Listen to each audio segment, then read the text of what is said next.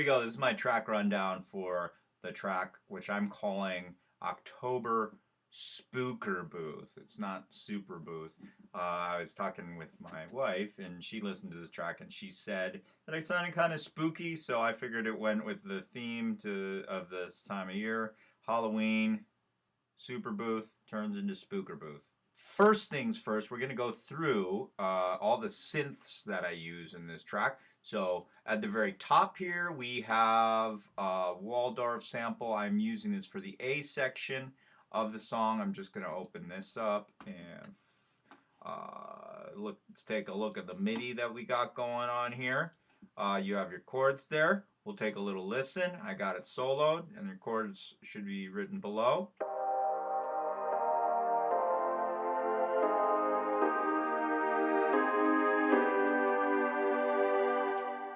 So those are the chords. I have that going through. An effect called. I'm using the decent sampler on this with the release kind of turned all the way down. Where are we at? 0.0814 or whatever. That's not much release going on there. And then so I have an EQ8 here that's just using it to cut everything below 100 hertz, just to sort of keep my sub nice and clean, not so muddy. And then this effect rack that I have right here is called the Faraway. And I got this from Il Gates and his producer Dojo. Basically what it is, it's a one knob device made in an Ableton effect rack. And this one knob controls 4 different parameters. It controls this reverb's decay time. It controls the dry wet of the reverb, and then it has a low pass filter and then a high pass filter kind of working in conjunction. So if you see, if I twist this knob right here, going down, it makes the decay time, the dry wet, and the filters turn off. And then when I turn it up, it turns up the filters and turns up the dry wet and increases the decay time. And anyhow, I have that parameter automated for this track, and I use it on a lot of things besides just this synth track. So let's go ahead. I'm going to turn automation back on. We can take a look at this automation here. You can see it right there. Here we go. So as you can see, it's getting less and less. Those synths are getting a little brighter.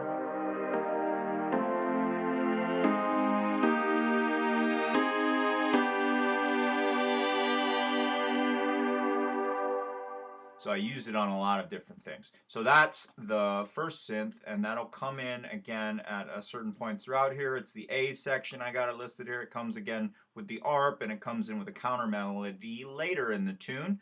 Okay, so going to the next synth that I use. This is the Waldorf again, the same one. It's using the for this one. This is actually playing the counter melody I have here, and that'll come up in the B section of the song. And let's take a listen to that. You see I got a little far away on there. I got it set at 89. I don't have it automated. I just give it to kind of cut those highs, cut those lows, and give it a little bit of space.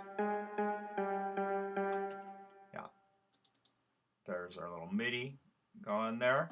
And this is actually counter melody. It's actually going in the opposite direction of our bass line, which is coming next. If we take a look at our bass line, this one is the Waldorf, and this one was the M24, I believe was the name of it. Yeah, I wrote it down right here, Waldorf M24.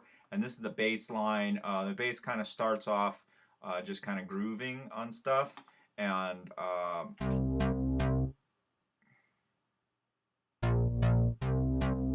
yeah, so it just starts off groovy, and then when we get to the main part of the bass riff, that'll go like this.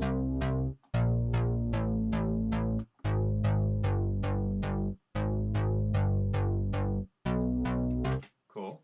And then with the counter melody.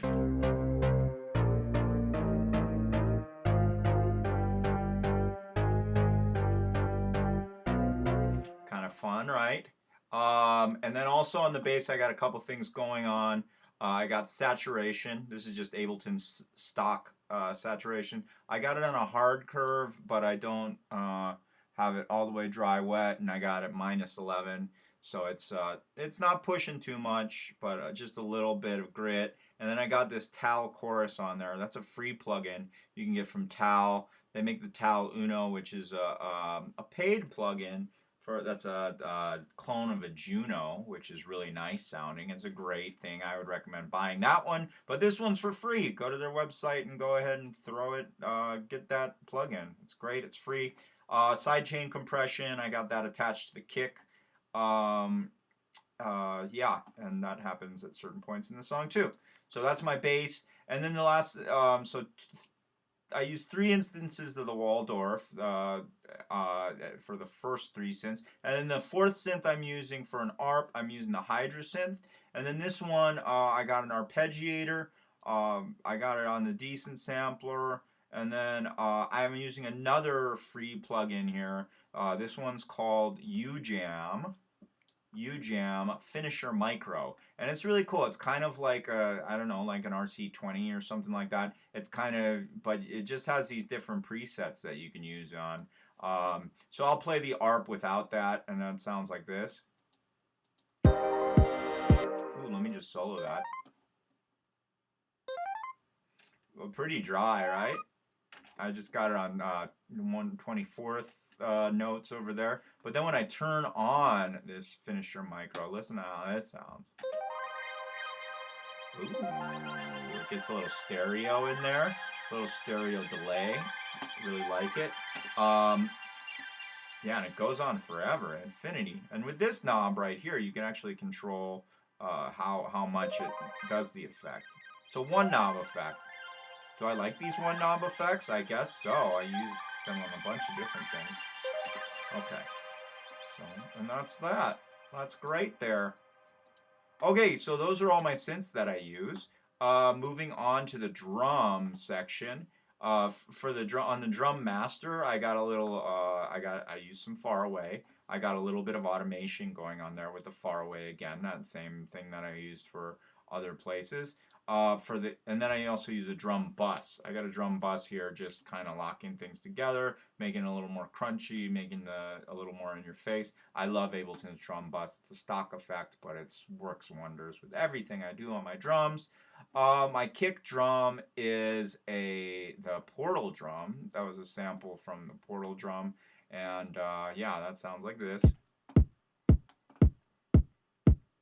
I actually did use a little bit of transient shaper on this Native Instruments transient shaper, and I also used another universal audio effect. So those aren't free effects, but they are kind of just adding a little bit of flavor to that kick drum because I just thought that it needed that. And then I got my snare. Yeah, the snare that I have, I used pedal, which is a stock Ableton effect, and then I also use a drum bus. The drum bus on this one, well, pedal first of all is to add a little bit of crunch, and then drum bus, I wanted to make the snare drum a little shorter sounding, so it's just acting as a transient modifier. So I just took this transient, so without it, this is what it sounds like. It's a long snare, yeah, and then when I add taking that transients down, shortens it up a little, yeah, okay, cool. And then I got the closed hat. Oh, and all of these with the exception of the Portal drum, these are actually all the 606 clone. Oh, the 6 mod 6. So that's what I used for pretty much everything except for that kick drum. Yeah, so we got our closed hat.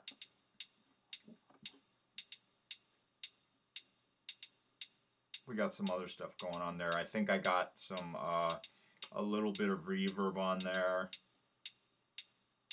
Yeah, a little bit of reverb. And then I actually used a resonator here. And then I also did a little EQ shaping. So this is without the resonator. That's with the resonator. Doesn't even change things. It's pretty subtle in terms of what it's actually doing. But anyhow, that's what I did with the hat. I got an open hat that's kind of basically all it's doing is going to the kick drum to give the kick a little transient, a little more noise going to it. So you can hear that there's a little noise going on top. This is without the open hat. Yeah, so I wanted to add that just to give it a little more juice. Okay, and then we got a toms. The toms are that same 606 clone. Not really going through anything, but I did take a couple different ones and mash them together so you get different pitches. And there's that. So let's hear all the drums together. That sounds like this.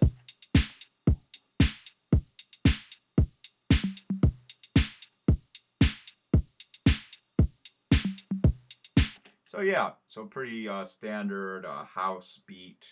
Yeah. Okay, so for this glitch track, basically what I did is, I'm going to zoom in here a little bit. Oh, you know what? I can keep it where it's at. I'll just pull it on the bottom screen. So basically all these things, I consolidated these, but these are all just from the Perkins HD, and I just took a bunch of samples, and then I kind of just clicked and dragged and made like a little, I did a thing where I snapped it to a triplet groove, and then I kind of just did these triplets. So I'll play it with the kick drum.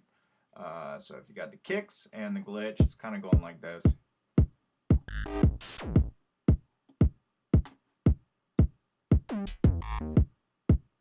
Yeah, kind of fun, just little glitchy sounds, just to fill up the space.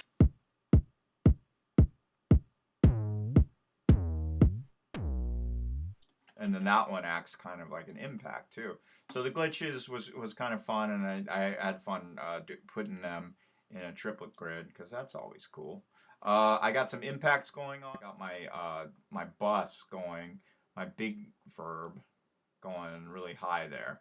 So I got a big reverb with a lot of decay, time, and then yeah, and that's just a snare, the same as I'm using that 606 clone snare. So this is without, yeah, same thing, but with a lot of reverb. And then with that, I did a reverse reverb. So basically, I took that, I resampled that, and then I just clicked on it and I pressed R, and that just reverses it in Ableton. That's a nice little feature of Ableton 10, which I'm still running. Okay, so impact with the reverse reverb. Very nice.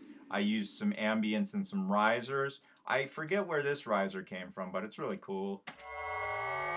I think that might have came from the Dopefer. Am I saying that right? Dopefer? Yeah, it's one of these guys. There we go. That's what one of the Dopefers. I just kept it as it is, and yeah. And then I also took some of the ambient things that Heimbach put together. That guy, that awesome dude. From Germany. He always does some cool ambiences and stuff like that. And then I just, yeah, I got those going. Just running through the whole track. And then I do a little bit of sidechain a little bit later when you see that kick on. Did I do sidechain? I thought I did sidechain to this one. Maybe I didn't, but I know I do it to some of the. All right, so and then what we're doing here with the Loopop Quasar, yeah, that's basically what we did with the binaural kind of stereo panning thing. I just used that as a texture on certain parts of the song, and it sounded really cool.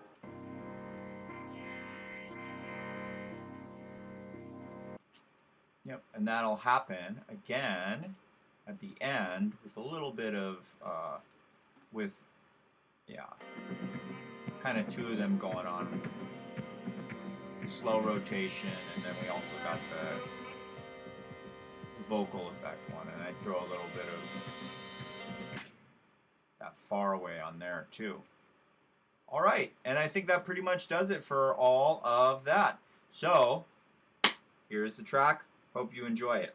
Also want to say thank you so much to Loopop for putting this contest together. It was a lot of fun putting this track together using some of those synth samples from Superbooth, and you do great things for the community. Appreciate it.